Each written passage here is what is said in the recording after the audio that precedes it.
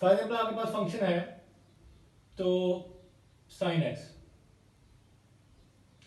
तो इसका आपके पास डेरिवेटिव जो होगा कॉस एक्स। ओके, तो इसकी इंटीग्रेशन जो है आपके पास क्या होगी, साइन एक्स प्लस सी।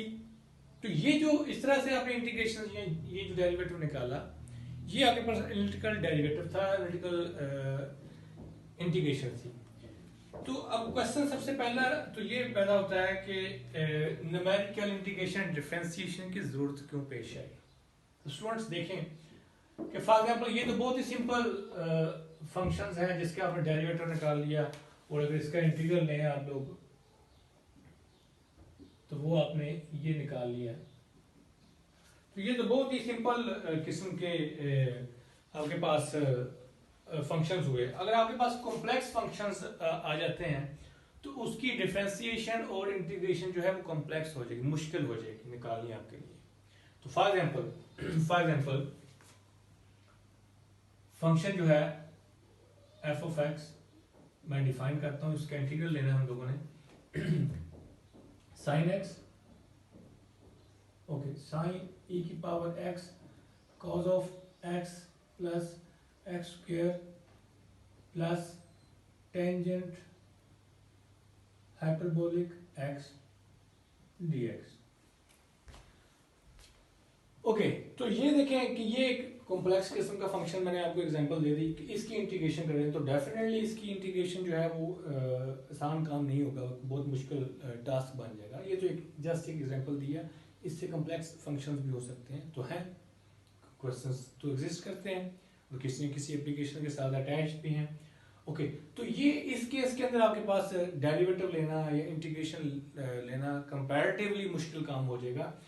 तो याद रखें कि जब आपके पास इस तरह के फंक्शंस की इंटीग्रेशंस या डिफरेंशिएशंस मुश्किल हो जाएं या आपके पास एनालिटिकल सॉल्यूशंस या एग्जैक्ट सॉल्यूशंस एग्जिस्ट ना करें, तो फिर हम न्यूमेरिकल इंटीग्रेशन की तरफ चलते हैं।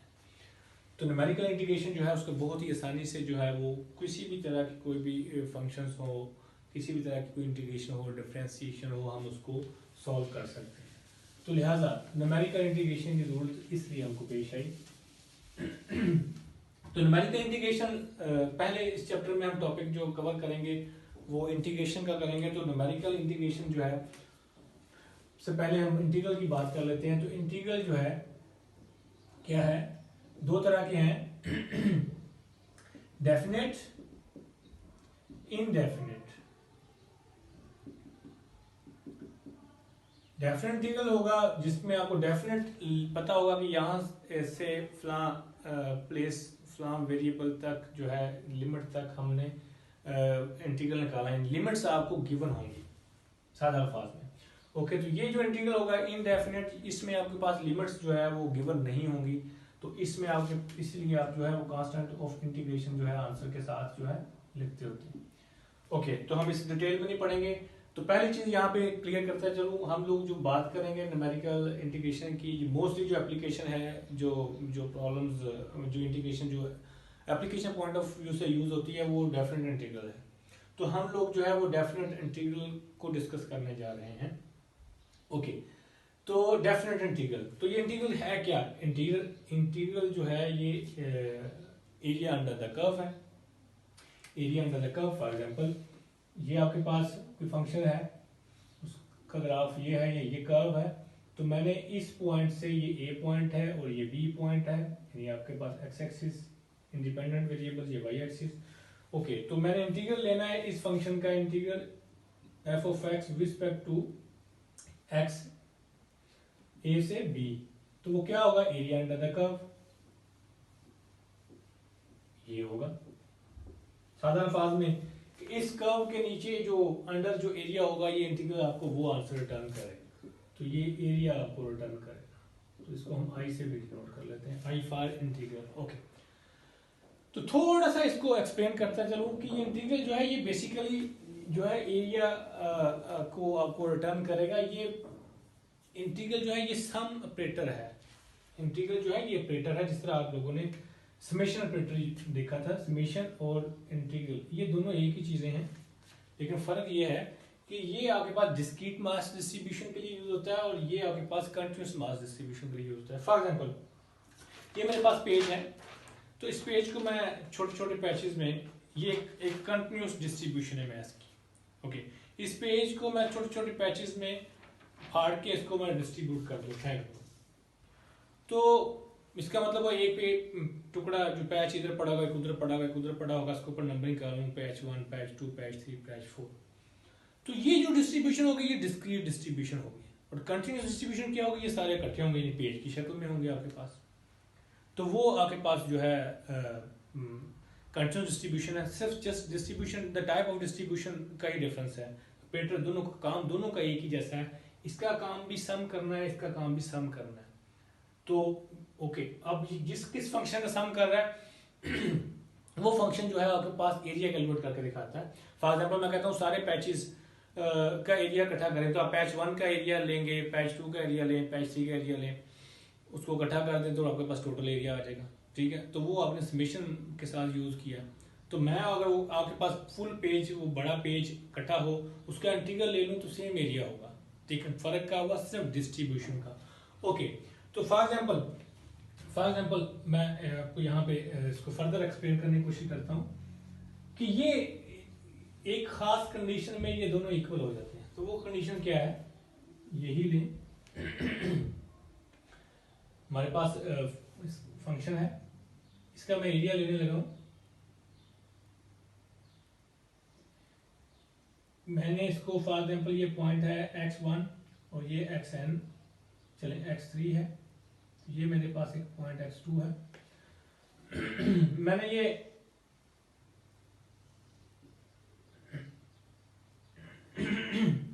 सॉरी x3 पे फंक्शन की वैल्यू ये है, x2 पे फंक्शन की वैल्यू ये है, f1 पे फंक्शन की वैल्यू ये है। फंक्शन मींस जो इसकी वैल्यू यहाँ पे f of x1, f of इधर f ऑफ x2 होगी, इसी तरह f ऑफ x3 होगी। तो अब देखें कि ये मेरे पास एक पैच है, एक डिस्टेंस है, ये एक डिस्टेंस है, मतलब क्या, इस डिस्टेंस को मैं कह देता हूं ये डेल्टा x है, ये भी डिस्टेंस जो है वो डेल्टा x है। और ये फंक्शन आपके पास क्या है, इस पे कोई ये वैल्यू है, ये वैल्यू क्या होगी, डेफिनेटली कोई हम अज्यूम कर लेते हैं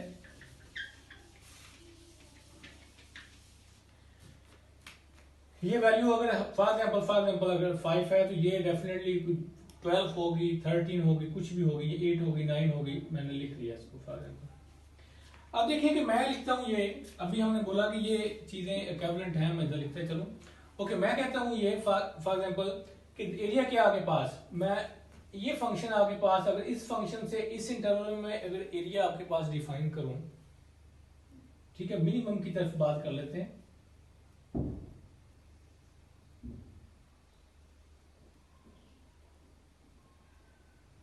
इस इंटरवल के अंदर मेरे पास दो ऑप्शंस हैं कि मैं इस लेंथ से एरिया डिफाइन करूं। आप लोग छोटी क्लासेस में पढ़ चुके हो, अगर ये रेक्टेंगल है तो इसका एरिया क्या होगा, डेल्टा एक्स है, ये डेल्टा वाई है, तो इसको डेल्टा वाई कह लें, चले एक्स कह लें, वाई कह लें। तो आप लोग इस रेक्टेंगल के एरिया कैसे निकाल सकते हैं, एक्स इंटू वाई, ये अगर एक्स लेंथ है, ये वाई लेंथ है, तो ये एरिया निकल आएगा ऐसे, ओके। तो अब इस इंटरवल के अंदर मेरे पास दो लेंथ्स हैं एक लेंथ है ये f of x1, एक लेंथ है f of x2। अगर मैं इससे एरिया डिफाइन करवाऊं, इससे दिस लेंथ यानी x की लेंथ ये है और y लेंथ दो है हमारे पास, ठीक है, ये y1 है और ये y2 है, यानी f of x2 है और f of x1 है। अगर मैं इससे एरिया कैलकुलेट करवाऊं इस लेंथ से, दिस डेल्टा एक्स, ये लेंथ क्या है delta x, multiply by this, तो ये एरिया बनेगा, okay. This length by this length, तो ये एरिया, ओके। दूसरी ऑप्शन ये है कि इसके साथ, इस लेंथ के साथ मल्टीप्लाई करूं। अगर इस लेंथ के साथ मल्टीप्लाई करूंगा तो आपके पास ये सारा एरिया बनेगा। तो मुझे एक स्टैंडर्ड हम डिसाइड कर लेते हैं, मिनिमम के साथ या मैक्सिमम के साथ, ये दो एरियाज बनेंगे, आपको एक्सप्लेन करना है, ठीक है। इसका कंप्लीट बात जो रीमन सम से होगी जिसमें ये दोनों एरियाज लेते हैं, लेकिन हम सिंपल एक्सप्लेनेशन की तरफ चलते हैं। तो हम एक डिसाइड कर लेते हैं कि मिनिमम से एरिया लेके समझने की कोशिश करते हैं। ओके, तो मैं ये एरिया रिमूव कर देता हूँ, रेड वाला जो मैक्सिमम से डिफाइन किया गया था, मैक्सिमम लेंथ से। ओके, तो मिनिमम लेंथ से मैं एरिया हम डिफाइन कर लेते हैं। ओके, तो ये एफ ऑफ x2 था। ओके, तो मिनिमम से एरिया ये हुआ, this length multiply by this length. Okay, अब इस इंटरवल में चलते हैं। इस इंटरवल में मिनिमम लेंथ कौन सी है? ये एफ ऑफ x3 है और ये एफ ऑफ x2 है। तो मिनिमम लेंथ जो है वो ये बनती है। तो इससे जो this length multiply by this length, तो ये एरिया बनेगा आपके पास। तो अब देखें, तो ये फंक्शन अगर मैं लिख दूं summation i goes 1 to 3 f of I into delta x। Delta x क्या है? डिस्टेंस बिटवीन, ये स्लाइस है जो आपने काटा है इस पेज का, ये कर्व है, कर्व टाइप पेज है, ये स्लाइस काट लिया उसका आपने ऐसे, और आपने एरिया जो लिया है वो ये लिया है छोटी लेंथ से। ओके, छोटी लेंथ से एरिया लिया। ओके, तो ये एरिया आपके पास आया। तो इसका मतलब हुआ कि अगर मैं इंटीग्रल लूं तो एरिया अंडर दिस कर्व ये पूरा एरिया बनना चाहिए, लेकिन इसमें एरिया ये वाला शॉर्ट है।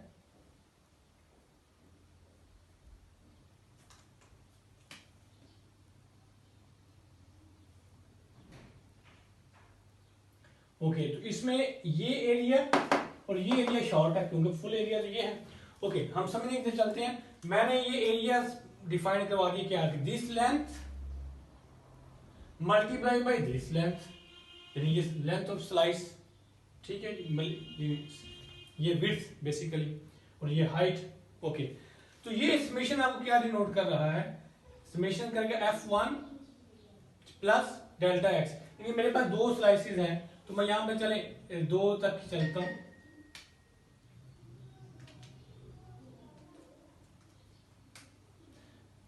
मैं यहां पे स्लाइसेस की बात कर रहा हूं कि आपके पास 2 स्लाइसेस हैं, ठीक है। वैसे प्रिंसिपली जो है यहाँ पे जो पॉइंट्स हैं वो पॉइंट्स, नंबर ऑफ पॉइंट्स लिखने चाहिए हमें, ठीक है। तो नंबर ऑफ पॉइंट्स लिख सकते हैं हम लोग यहाँ पे 3, बल्कि अच्छा ये है कि नंबर ऑफ पॉइंट्स लिखा जाए, जो एक स्टैंडर्ड फॉर्मेट है वही अडॉप्ट कर चाहिए। तो स्टूडेंट्स देखें कि ये एरिया हमने जो है वो डिफाइन कर लिए कि दिस मल्टीप्लाई बाय दिस, ठीक है जी। तो अगर मैं आपको कहूं कि मैं ये नहीं लिखता, सिर्फ इतना ही लिखता हूं कि ये डेल्टा एक्स की कोई ना कोई वैल्यू है इस स्लाइस की, तो तब भी ठीक है, ठीक है, कि ये नॉट इक्वल टू 0 है इस वक्त, ठीक है, और i goes 1 to n, it's okay. तो अब आप गौर करें कि मैं अगर स्लाइसेस छोटे करता हूं, स्लाइसेस छोटे करने का मतलब यह है कि मैं पॉइंट्स ऐड कर दिए, और इसमें पॉइंट्स ऐड कर दिए, अगर 3 पॉइंट्स हैं तो अब मैं पॉइंट्स इसमें 5 कर लेता हूं। 1 2 3 4 5, तो ये पॉइंट्स मैंने अब कह दिए x2 x3 x4 x5। तो अब आपके पास जो स्लाइसेस जो बनेंगे वो क्या बनेंगे?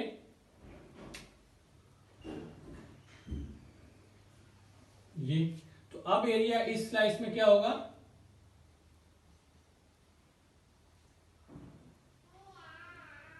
ये वाला इतना, क्योंकि मिनिमम से डिफाइन किया, और अब इस स्लाइस में एरिया मिनिमम ये बनता है, तो ये वाला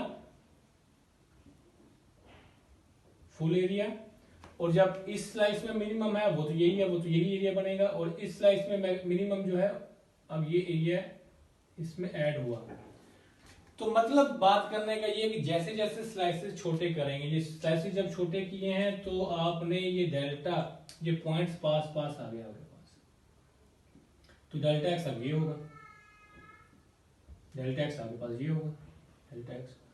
तो इसका मतलब पॉइंट्स जब बढ़ गए आपके पास तो ये डेल्टा जो है आपके पास छोटा हो गया, तो एरिया आपके पास और बढ़ गया। अब आपके पास जो शॉर्ट एरियाज हैं वो ये हैं, ये, और सम हो कुछ वैल्यू इधर भी होगी। ओके, तो इसका मतलब ये पहले से बेहतर हो गया। अब मैं पॉइंट्स और छोटे करूंगा तो एरिया और बेहतर होता जाएगा। तो इसका मतलब हुआ अगर मैं इसको ऐसे ड्रा करने की कोशिश करूँ आपको कि स्लाइसेस बहुत छोटे बना दिए, या इनडायरेक्टली मैं आपसे कहूँ कि हमने पॉइंट्स जो हैं वो बहुत ही ज्यादा कर दिए हैं,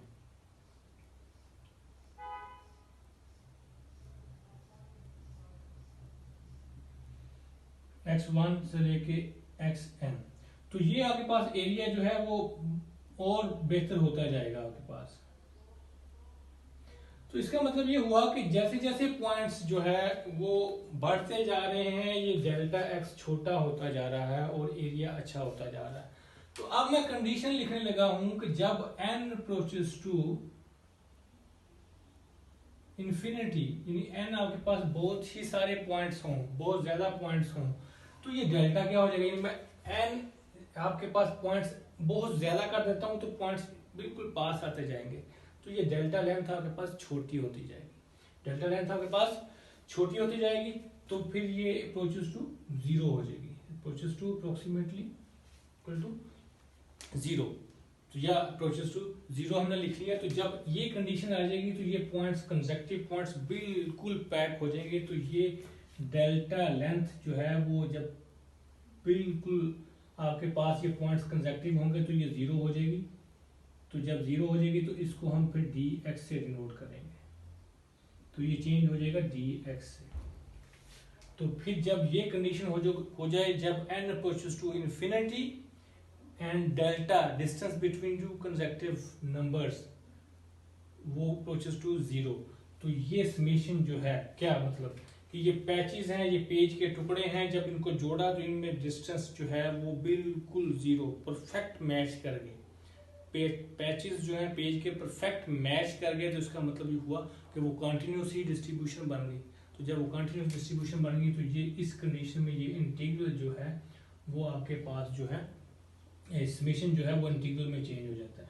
तो ये फिर डेल्टा जो है एफ ऑफ एक्स, ये तो एफ ऑफ एक्स ही रहा, और ये डेल्टा जो है वो डी एक्स में चेंज हो जाता है। तो डी एक्स वो लेंथ है जो जिसकी विड्थ जो है वो जीरो होती है। तो लिहाजा इस कंडीशन में, इस लिमिटिंग कंडीशन में when n approaches to infinity, the number of points approaches to infinity, distance between two points zero, then the summation change into the integral. So this is the integral. तो ये आपके पास integral था। तो इसका मतलब ये हुआ कि ये कंटिन्यूस डिस्ट्रीब्यूशन, डिस्क्रीट से कॉन्सेप्ट जो है वो कंटिन्यूस में चेंज होगा कि पॉइंट्स इतने करीब हैं कि वो डिस्ट्रीब्यूशन कंटिन्यूस डिस्ट्रीब्यूशन होगी। तो स्टूडेंट्स इसको बोलते हैं कंटिन्यूस डिस्ट्रीब्यूशन। तो ये समेशन जो है वो इंटीग्रल की तरह बिहेव करेगी जब आपके पास डेटा पॉइंट्स जो है वो इन्फिनिट हो जाए, दूसरे अल्फाज में डिस्ट्रीब्यूशन आपके पास कंटिन्यूस डिस्ट्रीब्यूशन हो जाए। ओके, तो चलते हैं हम टॉपिक तरफ। ये था इंटीग्रल। तो हम लोगों ने यहाँ पे पढ़ना है न्यूमेरिकल इंटीग्रेशन। तो जब आपके पास फंक्शंस जो है वो कॉम्प्लेक्स हो जाएंगे तो इंटीग्रेशन आपके पास मुश्किल हो जाएगी, तो हम न्यूमेरिकल इंटीग्रेशन की तरफ चलेंगे। तो इस न्यूमेरिकल इंटीग्रेशन के अंदर जो है हम लोग जो मेथड्स पढ़ने जा रहे हैं, पहले ही मैंने बात बता दी कि हम डेफिनेट इंटीग्रल की बात करेंगे। ओके, और डेफिनेट इंटीग्रल में जब आपने बोला कि न्यूमेरिकल इंटीग्रेशन है तो फंक्शन कॉम्प्लेक्स है, तो हम फंक्शंस को डाटा पॉइंट्स में रिप्लेस कर देते हैं, डाटा पॉइंट्स के साथ रिप्लेस करते हैं। तो इस तरह यानी किसी फंक्शन को डाटा पॉइंट्स में एक्सप्रेस करना और उसको इंटीग्रेशन से सॉल्व करना, इस टेक्निक को बोलते हैं न्यूटन कोट्स इंटीग्रेशन फार्मूलाज। तो ये आपके पास न्यूटन कोट्स इंटीग्रेशन फार्मूलाज कहलाते हैं। तो हम लोग जो पढ़ने जा रहे हैं न्यूटन कोट्स इंटीग्रेशन। तो स्टूडेंट्स ये भी दो तरह की होती हैं, एक होती है ओपन कोट्स फार्मूलाज हैं और क्लोज्ड। तो ओपन जो है ये इनकी एप्लीकेशन बहुत ही कम है। तो ओपन वही है जिसमें आपके पास, क्योंकि ये डेफिनेट इंटीग्रल है, इसमें लिमिट्स डिफाइंड होती हैं, इसमें आपके पास लिमिट से आप एक्सीड कर जाते हैं। तो इसको मोस्टली बार से डिनोट करते हैं डिफरेंस पैदा करने के लिए कि आप ए यानी लिमिट अगर आपके पास डिफाइन किया तो इंटीग्रल ए से एक्सीड कर सकता है लिमिट जो है उसकी, और बी यानी जो लिमिट डिफाइन है उससे भी एक्सीड कर सकते हैं। तो ये ओपन कोट्स फार्मूला कहलाते हैं। और दूसरे फार्मूलाज हैं क्लोज्ड, जिसमें एंड पॉइंट्स जो है वो नोन होते हैं आपको, इसमें एंड पॉइंट्स नोन नहीं होते आपके पास। ओके, तो इसमें एंड पॉइंट्स नोन होते हैं। तो हम लोग जो है इस चैप्टर के अंदर जो है Newton closed quotes integration formulas पढ़ेंगे, ये वाले पढ़ने जा रहे हैं। ओके, इसके अंदर हम लोग 3 मेथड्स पढ़ेंगे, trapezoidal rule, Simpson 1/3 and Simpson 3/8। Okay, ये 3 हम फार्मूलाज हम डिस्कस करेंगे, पढ़ेंगे इस के अंदर। तो बातें डिसाइड होगी क्या कि हमने इंटीग्रेशन जो है वो न्यूमेरिकल इंटीग्रेशन की तरफ जा रहे हैं, डेफिनेट इंटीग्रल की तरफ। ओके, डेफिनेट इंटीग्रल में जो हम अप्रोच को यूज करने जा रहे हैं, फंक्शनल को टेबुलर फॉर्म में, डाटा फॉर्म में यूज करेंगे, और उसके लिए जो फार्मूलाज हैं उसको बोलते हैं Newton Cotes integration. Newton Cotes integration के अंदर 2 तरह के फार्मूलेशंस हैं, ओपन एंड क्लोज्ड। ओपन वो है जिनमें एंड पॉइंट्स जो है, लिमिट्स जो हैं वो गिवन नहीं होती, या वैल्यूज जो हैं वो लिमिट से एक्सीड कर सकती हैं। ओके, क्लोज जो है जिसमें लिमिट्स पॉइंट्स जो है आपको इंटीग्रल के गिवन होते हैं। ओके, क्लोज हम डिस्कस करेंगे, ये हम लोग डिस्कस नहीं करेंगे। ओके, क्लोज इंटीग्रेशन के अंदर हम 3 मेथड्स पढ़ने जा रहे हैं, trapezoidal, Simpson and Simpson 3/8। Okay, ये मैं मूव कर रहा हूँ और हम अपने पहले टॉपिक की तरफ चलते हैं।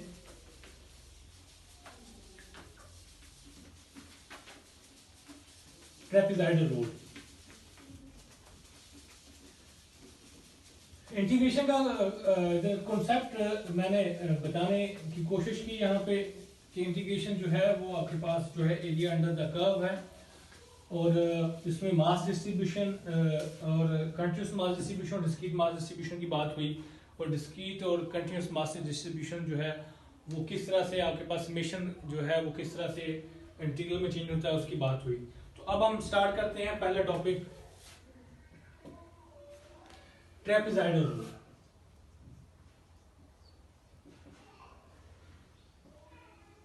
ओके, तो ट्रेपेजॉइडल रूल क्या है? तो हम भी फॉर एग्जांपल यहाँ पे इन जनरल ही फंक्शन लेते हैं एफ ऑफ एक्स। यहाँ पे स्टूडेंट फंक्शन मैं यहाँ पे आपको एक्सप्लेन करने की कोशिश जो करता हूँ वो उससे बेस्ट रिप्रेजेंट जहाँ से हो सके, जो आपको दिखाया जा सके, वो फंक्शंस की एग्जांपल यहाँ पे दिखाने की कोशिश करता हूँ। तो फॉर एग्जांपल ये फंक्शन है हमारे पास, तो ये जो कर्व है इसका बिहेवियर नॉन लीनियर है, ठीक है, हम कह सकते हैं पैराबोलिक है, नॉन लीनियर है आपके पास इसका बिहेवियर। ओके, तो इंटीग्रेशन क्या है आपके पास, किसी फंक्शन की इंटीग्रेशन आपके पास को हम लिखते हैं, और ये एरिया अंडर द कर्व है। ओके, तो इसके अंडर एरिया जो है वो आप जैसा कि अभी मैंने बताया कि आप इस कर्व के अंडर जो एरिया होगा वो सारा एरिया आपके पास अंडर द कर्व होगा। तो मेथड क्या है? मेथड ये है कि ये आपके पास जो फंक्शन है क्योंकि बहुत कॉम्प्लेक्स फंक्शन है, जो भी डिसाइड हुआ कि क्यों हम न्यूमेरिकल इंटीग्रेशन की तरफ जा रहे हैं, ये कॉम्प्लेक्स फंक्शन है, इसको हम डाटा पॉइंट्स की फॉर्म में लिखेंगे। आपके पास डाटा पॉइंट्स गिवन होंगे, नहीं तो आप जनरेट करेंगे एक्स वाई डाटा पॉइंट्स, ठीक है। For example x1 x2 x3 y1 y2 y3, ये डाटा पॉइंट्स आपके पास गिवन है, फंक्शन है, या डाटा पॉइंट्स हम जनरेट भी कर सकते हैं अगर आपको लिमिट जो है आपके पास गिवन है। ओके, तो मैं फॉर एग्जांपल स्टार्ट करता हूं कि मेरे पास 2 डाटा पॉइंट्स हैं। जब डाटा पॉइंट्स आपके पास गिवन हो तो आप उसमें पॉलिनोमियल डिग्री जो है वो फंक्शनल जो है वो पॉलिनोमियल यूज करते हैं। तो पॉलिनोमियल अगर आपके पास 3 पॉइंट्स डाटा पॉइंट्स हैं, ये बात पहले भी हो चुकी है, तो कितने डिग्री पॉलिनोमियल यूज कर सकते हैं? 2 डिग्री यूज कर सकते हैं, 1 डिग्री भी यूज करते हैं, फर्स्ट डिग्री भी यूज कर सकते हैं, but depends upon the distribution of the data, the behaviour of the data points. अगर ये कांस्टेंट है, सारे एक ही लाइन में तीनों पॉइंट्स हैं, तो 0 डिग्री पॉलिनोमियल भी इसको एक्सप्रेस कर सकता है। अगर ये स्ट्रेट लाइन में तीनों पॉइंट्स हैं, ये एक्स एक्सिस ये वाई एक्सिस, तो ये आपके पास आप लाइन की इक्वेशन है, तो ये फर्स्ट डिग्री पॉलिनोमियल भी कर सकता है। और अगर इसका बिहेवियर ऐसे है नॉन लीनियर, तो फिर आपके पास सेकंड डिग्री पॉलिनोमियल यूज होगा। ओके, तो आपके पास हम अज्यूम करते हैं हमने 2 पॉइंट्स लिए हैं।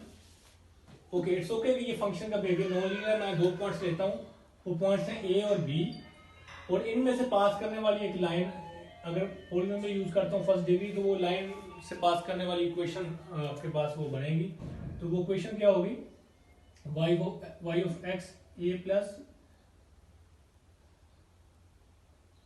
ओके, आपने जो पढ़ चुके वो ये है कि स्लोप होगी आपके पास, x वैल्यू होगी, और इंटरसेप्ट होगा। ये आपके पास स्ट्रेट लाइन की इक्वेशन है जो 2 पॉइंट में से पास करेगी। ओके, तो ये फंक्शन जो है, अगर मैं कहता हूँ अगर 2 पॉइंट्स आपके पास गिवन है तो कितने डिग्री पॉलिनोमियल आप यूज कर सकते हो। पॉलिनोमियल जो है वो n डिग्री पॉलिनोमियल फंक्शन जो है वो उसको इस तरह से लिखते हैं,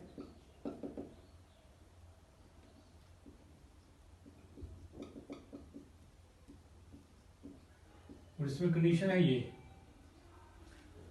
a not equal to 0। Okay, तो अगर हमारे पास फर्स्ट डिग्री पॉलिनोमियल ले रहे हैं, 2 डाटा पॉइंट्स हैं, तो आपके पास ये होगा।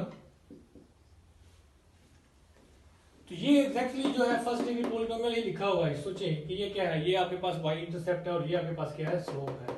तो ये आपके पास फर्स्ट डिग्री पॉलिनोमियल 2 पॉइंट्स में से पास करेगा, वो एक स्ट्रेट लाइन की इक्वेशन होगी। तो हम अज्यूम करते हैं हमारे पास 2 पॉइंट्स हैं a और b, और ये फंक्शन जो है ये पॉलिनोमियल है first degree. First degree polynomial है तो इसको हम किस तरह से लिख सकते हैं, इसका मतलब हुआ कि इस तरह से लिखेंगे a not plus a1 x, यहाँ पे स्टूडेंट dx लिखना होगा जैसे अभी हमने बात की। ओके, तो ये चीज होगी। तो ये मैं स्लोप निकालनी, अगर ये मेरे पास लाइन है तो इसकी लाइन की इक्वेशन जो है वो उसकी स्लोप जो है वो आपके पास क्या होगी, m is equal to f of b minus f of a over b minus a। Okay, तो स्ट्रेट लाइन की इक्वेशन आपके पास क्या है, स्ट्रेट लाइन की इक्वेशन आप बहुत दफा लिख चुके हो।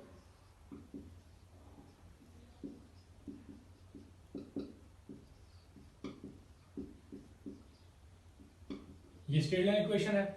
x2 आपके पास क्या है, b, x1 आपके पास क्या है, a, y2 क्या है, f ऑफ b, और ये अब y1 क्या आपके पास f ऑफ a। तो ये क्या हुआ f ऑफ a, ये क्या हुआ x माइनस a।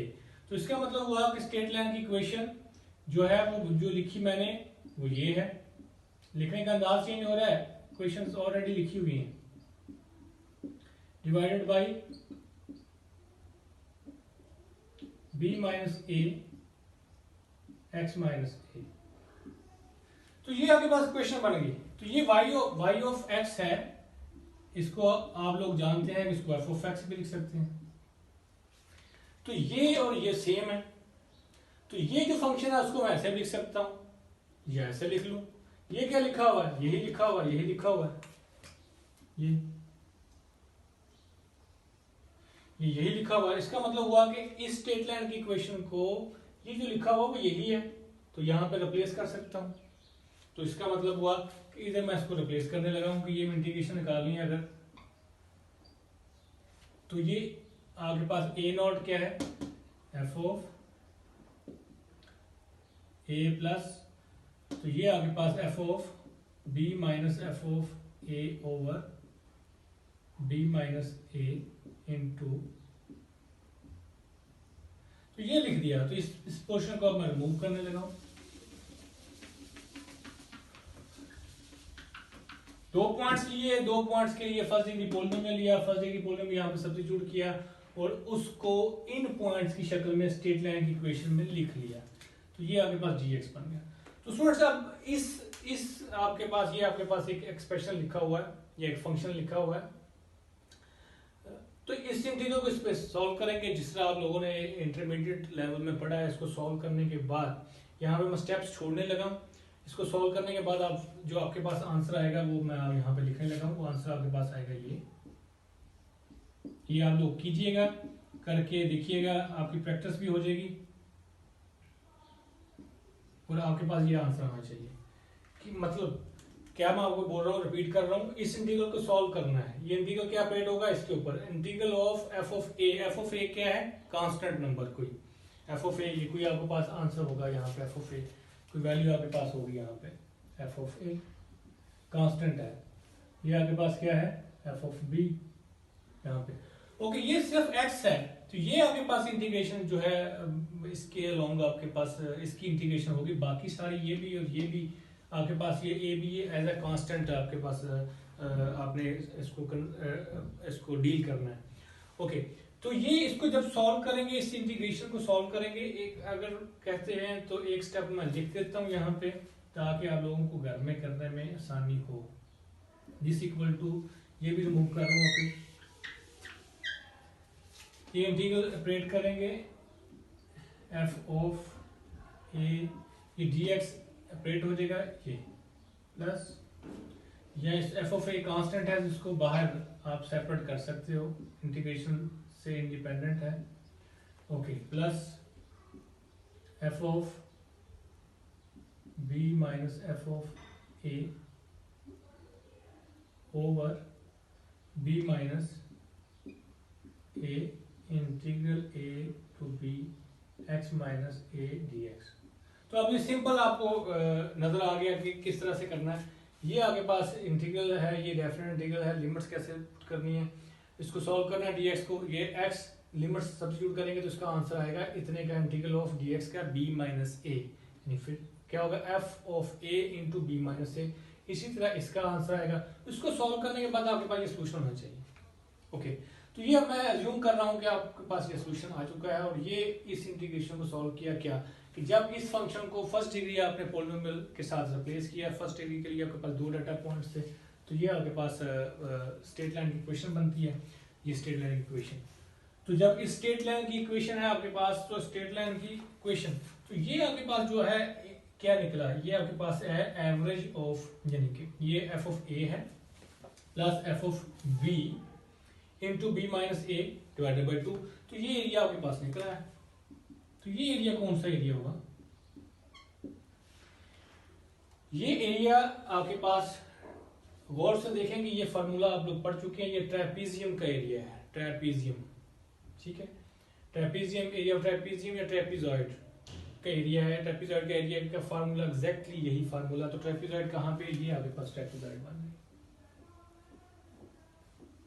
क्या, एफ ऑफ बी ये है, एफ ऑफ ए ये आपके पास, ओके, तो ये एरिया जो है इस फार्मूले से निकलेगा। तो इस मेथड को स्टूडेंट्स बोलते हैं ट्रेपीजॉइडल रूल। तो ये जो एरिया निकाल के दिखाएगा, ये ट्रेपीजियम के एरिया निकालेगा, ये क्या करता है, दो पॉइंट्स, ये है बेसिक फार्मूला किसका, ट्रेपीजॉइडल रूल का बेसिक फार्मूला।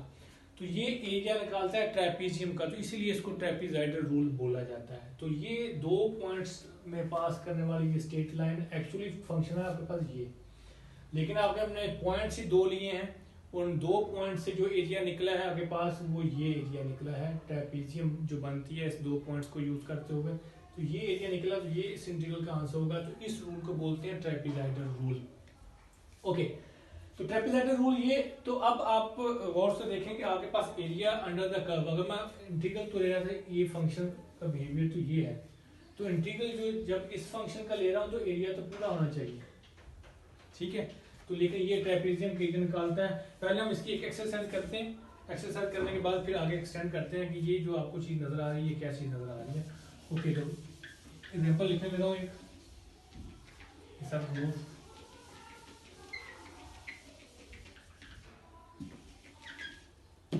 फार्मूला आपके सामने लिख दिया है।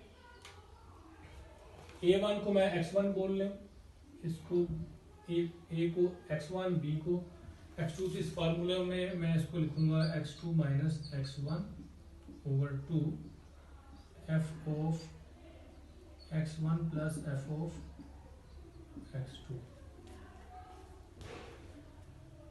तो ये हमारे पास जो है सिर्फ जस्ट पॉइंट्स को रीनेम करके फार्मूला लिखा।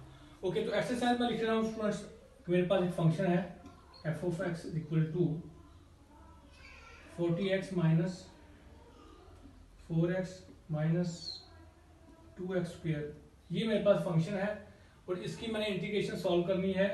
वन लिमिट है 1 से 3,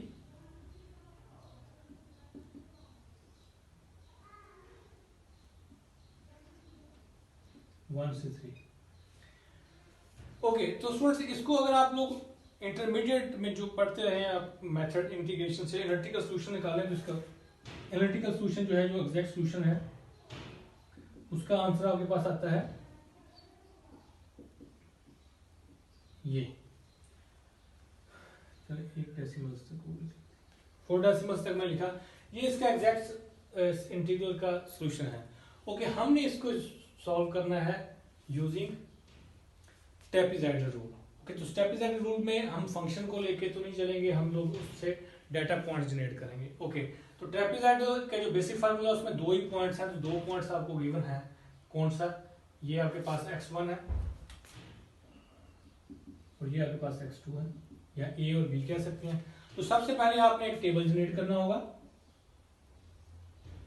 इस टेबल में आपके पास जो है ये x पॉइंट्स हैं, ये y पॉइंट्स हैं। तो पहला x पॉइंट्स क्या है आपके पास? x1 1 है, x1 जो है वो 1 है, और x2 आपके पास पॉइंट्स क्या है? 2। ओके, तो अब आपके पास f ऑफ x1 यानी y1 क्या है, या f ऑफ x1 क्या है, तो ये सब्स्टिट्यूट आप लोग कर लेंगे इसके अंदर, तो आपके पास आंसर क्या आता है? ये सब्स्टिट्यूट करेंगे इसमें 1